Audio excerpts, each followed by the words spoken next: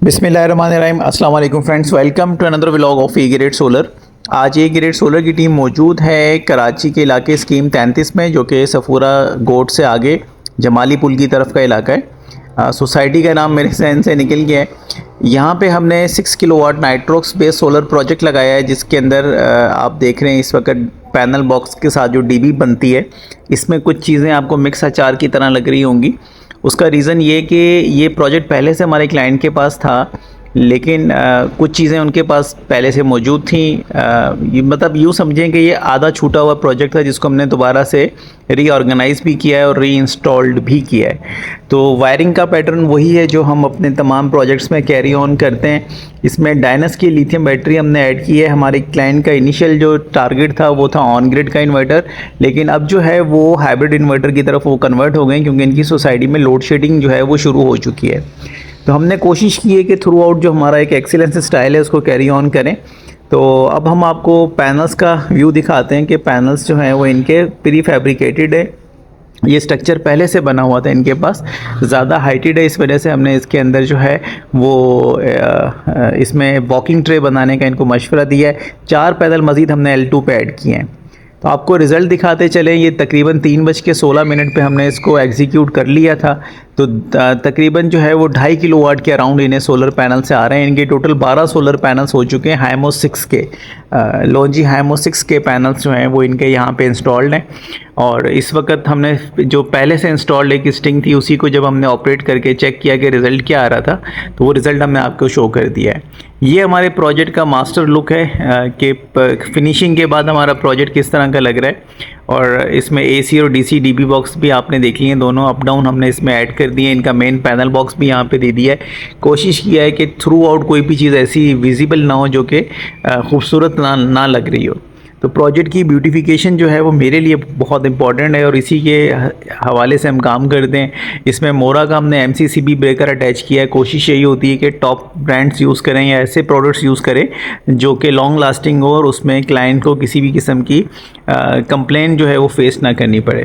तो डायनस की बैटरीज हमने इसलिए ऐड की हैं कि इसकी डॉक्यूमेंटेड जो है वो 1C कैटेगरी इसको क्लेम करते हैं, लेकिन मेरा मानना ये है कि 1C में जो भी पाकिस्तान में बैटरीज क्लेम हो रही हैं मे बी वो 1C ना हो, इसलिए एहतियातन आप लोग जो नॉर्मल घर का लोड होता है 2000 वाट के आसपास या 2500 वाट के आसपास, आप इन बैटरीज़ को यूटिलाइज़ कर सकते हैं। आपको लॉन्ग लाइफ के साथ जो है वो अच्छा रिज़ल्ट इसका मिल सकता है। तो ये हमारे प्रोजेक्ट की आपको दिखा रहे थे कि ब्रेकर्स जो हैं उसमें CNC के DC साइड पे जो हैं CNC की प्रोटेक्शंस आई हुई हैं और चिंट के हमने इसमें DC ब्रेकर्स ऐड किए हुए हैं। इसी तरह से एक SPD इनके पास शनाइडर की पहले से मौजूद थी और AC साइड के ऊपर इनके पास कुछ ब्रेकर्स थे चिंट के, वो हमने मज़ीद कुछ हमने इसमें ऐड करके इस प्रोजेक्ट को यूटिलाइज़ किया है। तो ये ममटी के अंदर का पूरा पैटर्न था। PVC पाइप के थ्रू जो है वो हम ऊपर से सोलर की केबल्स लेके आए। 6 पैनल्स के स्टिंग बना के हमने इसको फाइनल किया है। ये एक साइड व्यू ले लें पूरे प्रोजेक्ट का कि किस तरह से रात के टाइम पे ये प्रोजेक्ट जो है वो हमारा लुक दे रहा है। तो ये लुक का जो है वो एक प्रॉपर जो है ना पोस्चर है कि किस तरह का प्रोजेक्ट जो है वो लग रहा है। तो अगर खूबसूरत लग रहा है तो आप हमारी वीडियो को लाइक करें, हमारे काम को अप्रिशिएट कर सकते हैं। कमेंट सेक्शन में आप अपना ओपिनियन जो है वो शेयर कर सकते हैं। यहाँ पे हमारे क्लाइंट ने ऑन ग्रिड के हिसाब से सेटिंग करा रखी थी, तो उनके पास अर्थिंग वगैरह भी हुई थी। हमने उस अर्थिंग को भी यूटिलाइज़ किया है। आपको वीडियो के एंड में दिखाएंगे कि हमने इसके साथ कम्युनिकेट किए। SPDs जो हमने इसमें ऐड किए हैं, प्रोटोकॉल हमने वही फॉलो किया है इनका ऑन ग्रिड का, कि अगर कभी ये फ्यूचर में दोबारा ऑन ग्रिड की तरफ कन्वर्ट होना चाहें तो इन्हें दोबारा से DB बॉक्स रीअलाइन ना करवाने पड़े। तो यही DB बॉक्स और यही प्रोटेक्शंस जो हैं वो इनकी यूटिलाइज़ हो जाएंगी। और लेकिन इसमें ये होगा कि AC साइड का जो DB बॉक्स है वो दोबारा से रीऑर्गेनाइज़ करना पड़ेगा, क्योंकि वो यहाँ पे इस वक्त 3 फेज़ कराची में एक रिक्वायरमेंट है नेट मीटरिंग के लिए। उसमें जाने के लिए आपको जो है वो फिर 3 फेज़ सिस्टम की तरफ आना पड़ता है।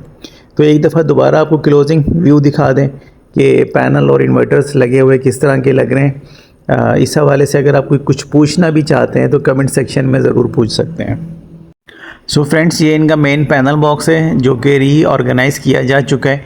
यहाँ पे हमने जो है वो के इलेक्ट्रिक का मीटर 1 और मीटर 2 दोनों ऐड कर दिए हैं। हैवी लोड और नॉर्मल लोड का बाईपास दे दिया है। PVC पाइप के साथ हमने इनकी एग्जिस्टिंग जो अर्थिंग थी उसको यूटिलाइज़ किया है और AC DC SPDs को हमने अर्थ कर दिया है। ताकि इनका जो प्रोटेक्शन लेवल है वो हाई हो जाए, क्योंकि अर्थिंग इनके पास अवेलेबल थी, यूटिलाइजेशन करने में कोई हर्ज नहीं था। इस वजह से हमने इनकी अर्थिंग को जो है वो प्रॉपर यूटिलाइज़ कर लिया ताकि हमारा प्रोजेक्ट सिक्योर हो जाए। नॉर्मली होता ये है कि हाइब्रिड इन्वर्टर्स के लिए अर्थिंग की रिक्वायरमेंट इतनी ज़्यादा नहीं होती, लेकिन एक सेफ़ साइड है। इससे ये होता है कि आपको बारिश वगैरह में अर्थ वगैरह या करंट लगने के जो ख़तरात होते हैं वो बिल्कुल ख़त्म हो जाते हैं। तो ये था हमारा आज का प्रोजेक्ट। इस हवाले से आप हमें अपने ओपिनियन से कमेंट सेक्शन में आगाह करें।